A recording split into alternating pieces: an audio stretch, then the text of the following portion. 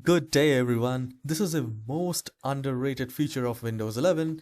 You can do multitasking with this snap in feature.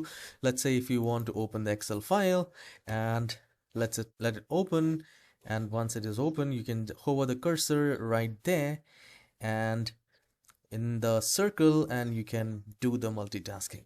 So let's say if I want to open the Google Chrome and I just have to hover the cursor in the square sign and then I can do the adjustment. So I want it at the top right corner like this, and let's say this is for everything, whatever the application browser and everything can be done with this. So this is how you can, let's say if I want to open the Microsoft Edge and I want it right bottom right, and here I can do the multitasking.